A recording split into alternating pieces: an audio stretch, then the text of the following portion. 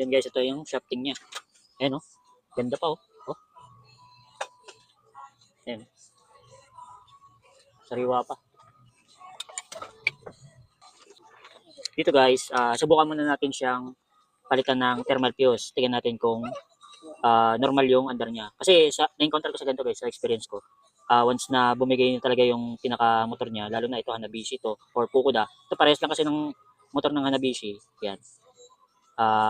Mostly kahit napalitan na siya ng thermal fuse, ang andar niya, mabagal pa rin. Pero ito try lang muna natin guys. Pero ito, papalitan na natin siya ng isang buong stator para at least wala na siyang back job.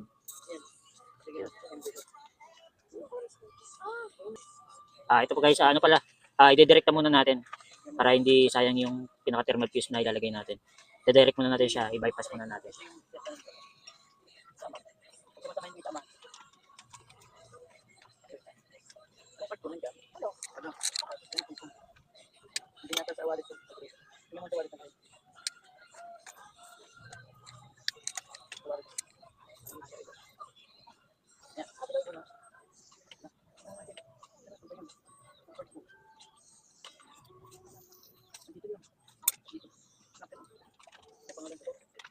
Ito guys, i-dinirect muna natin, binaypass para matesting lang natin kung okay pa yung pinakamotor niya.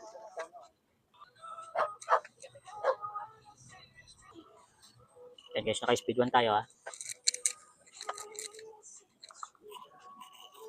Ayan, abnormal na guys, ayan oh. Ang bagal oh.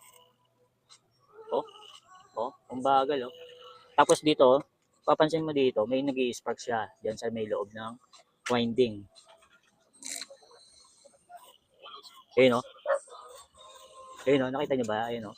Ayun oh, nag-i-spark siya. Tama nga yung ano ko, analyze ko na talagang palitin na siya ng stator or motor.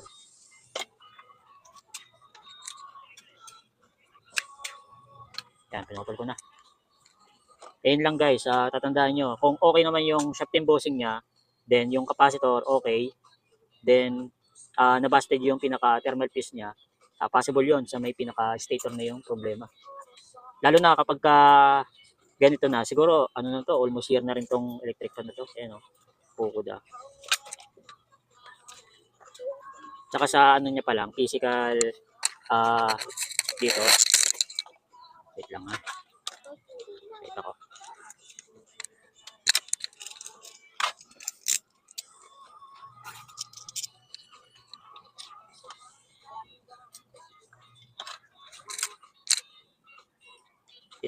Dito guys, ito. Tsaka